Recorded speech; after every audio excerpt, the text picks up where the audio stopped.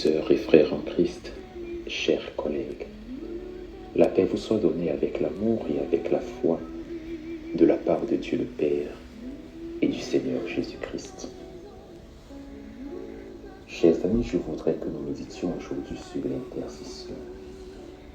Intercéder afin de pardonner. Pour cela, je vous propose de lire avec moi le texte de la Genèse au chapitre 18, versets 20 à 23. Genèse 18, 20 à 23. Et l'Éternel dit, le cri contre Sodome et Gomorrhe s'est accru, et leur péché est énorme. C'est pourquoi je vais descendre et je verrai s'ils ont agi entièrement selon le bruit venu jusqu'à moi. Et si cela n'est pas, je le saurai. Les hommes s'éloignèrent et allèrent vers Sodome. Mais Abraham se tint encore en présence de l'Éternel. Abraham s'approcha et dit, feras-tu aussi périr le juste avec le méchant? Peut-être y a-t-il 50 justes au milieu de la ville. Les feras-tu périr aussi? Et ne pardonneras-tu pas la ville à cause de ces 50 justes qui sont au milieu d'elle? Fais mourir le juste avec le méchant, en sorte qu'il en soit du juste comme du méchant. Loin de toi cette manière d'agir, loin de toi. Celui qui juge toute la terre, n'exercera-t-il pas la justice? Et l'Éternel dit, si je trouve dans Sodome 50 justes au milieu de la ville, je pardonnerai à toute la ville à cause d'eux. Abraham repartit et prédit, voici, je vous ai parlé au Seigneur, moi qui ne suis que poudre et cendre. Peut-être des 50 justes en manquera-t-il 5. Pour 5, détruiras-tu toute la ville? Et l'Éternel dit, je ne la détruirai point, si je trouve 45 justes. Et Abraham continua de parler et dit, peut-être s'y trouvera-t-il 40 justes. Et l'Éternel dit, je ne ferai rien à cause de ces 40. Abraham dit, que le Seigneur ne s'irrite point et je parlerai. Peut-être s'y trouvera-t-il 30 justes. Et l'Éternel dit, je ne ferai rien si je trouve 30 justes. Abraham dit, voici, je vous ai parlé au Seigneur. Peut-être s'y trouvera-t-il 20 justes. Et l'Éternel dit, je ne la détruirai point à cause de ces 20. Abraham dit, que le Seigneur ne s'irrite point, et je parlerai plus que cette fois. Peut-être s'y trouvera-t-il 10 justes. Et l'Éternel dit, je ne la détruirai point à cause de ces 10 justes. L'Éternel s'en alla lorsqu'il eut achevé de parler à Abraham. Et Abraham retourna dans sa demeure. Amen. Intercéder, c'est le verbe que je voudrais mettre au centre de notre méditation de ce jour. Dans le livre de la Genèse que nous venons de lire, il est question d'Abraham qui intercède pour les villes de Sodome et Gomorrhe. Villes qui sont considérées comme les capitales du vice, de la luxure et de l'abomination. Abraham a reçu chez lui des anges de l'Éternel, dont la mission est de détruire par le feu Sodome et Gomorrhe. Mais Abraham intercède pour Sodome et Gomorrhe. C'est-à-dire qu'il se place entre les anges destructeurs d'un côté et les villes de Sodome et Gomorrhe de l'autre côté, afin, s'il est possible, de leur éviter le châtiment promis. Mais ne nous y trompons pas. Ce n'est pas par altruisme qu'il intercède pour Sodome et Gomorrhe. Si Abraham ose ainsi braver les anges de l'Éternel, c'est parce qu'il a un intérêt à préserver quelque chose ou quelqu'un à sauver.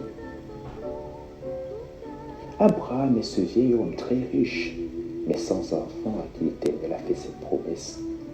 Je ferai de toi une grande nation et je te bénirai. Je rendrai ton nom grand et tu seras une source de bénédiction. Abraham a quitté son pays et sa patrie vers une terre inconnue. Il amène avec lui son neveu Lot. Abraham et Lot arrivent dans la région de Canaan, la terre promise. Tous les deux sont très prospères. Leur troupeau se multiplie au point que très vite, l'espace vient à manquer. Et l'inévitable va arriver. Une querelle éclate entre les bergers des troupeaux d'Abraham et ceux des troupeaux de Lot. Alors Abraham appelle son neveu Lot et lui tient ce discours plein de sagesse. Qu'il n'y ait point, je te prie, de dispute entre moi et toi, ni entre mes bergers et tes bergers, car nous sommes frères. Tout le pays n'est-il pas devant toi? Sépare-toi donc de moi. Si tu vas à gauche, j'irai à droite. Si tu vas à droite, j'irai à gauche. Lot choisit alors d'aller s'installer du côté des villes de Sodome et Gomorrhe. Abraham, quant à lui, demeure sur les terres de Canaan. La première leçon. Des fois, une séparation à l'amiable est mieux qu'une guerre fratricide de laquelle personne n'en sortira vainqueur. Si Abraham intercède donc en faveur de Sodome et Gomorrhe, c'est à cause de son neveu Lot. Son neveu avec qui il s'est disputé. Son neveu d'avec qui il s'est séparé. Mais malgré cela, il intercède en sa faveur. Pas une seule fois, mais jusqu'à l'usure. Heureusement qu'il avait affaire à des anges, sinon il aurait abusé de leur patience. Abraham va négocier, disons plutôt marchander avec les anges de Dieu. Peut-être y a-t-il 50 justes au milieu de la ville. Les feras-tu périr aussi? Et ne pardonneras-tu pas à la ville à cause de 50 justes qui sont au milieu d'elle? Puis 45, puis 40, ainsi de suite jusqu'à 10. Il est éternel de conclure: je ne détruirai point la ville à cause de ces 10 justes. Il s'agit ici d'un harcèlement continuel. Je ne te laisserai pas de repos que tu ne m'aies répondu, que tu ne m'aies exaucé, comme Jacob qui a retenu l'ange de l'Éternel jusqu'au petit matin afin d'obtenir sa bénédiction. La deuxième leçon. Nous devons tenir le Seigneur à la gorge par nos prières jusqu'à ce qu'il nous réponde. Paul le réaffirme lorsqu'il nous dit: faites en tout temps par l'Esprit toutes sortes de prières et de supplications. Veillez à cela avec une entière persévérance, ou encore priez sans cesse. Comme Abraham, prions pour ceux avec qui nous nous sommes disputés, pour ceux avec qui nous sommes fâchés, pour ceux d'avec qui nous nous sommes séparés, ceux qui sont devenus par la force des choses nos ennemis, ceux qui nous calomnient, ceux qui nous persécutent. La troisième leçon. Le pardon, c'est d'abord cela. Priez pour ceux qui nous ont causé du tort. Si hier nous étions vindicatifs, respirant la vengeance et la rancœur, aujourd'hui nous devons implorer le pardon.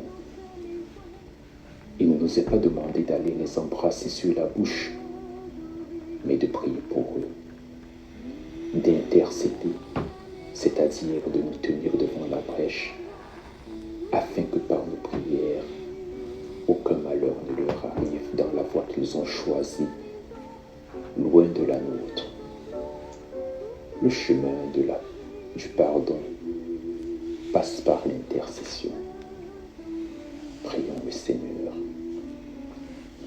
Notre Père qui es aux cieux, que ton nom soit sanctifié, que ton règne vienne, que ta volonté soit faite sur la terre comme au ciel.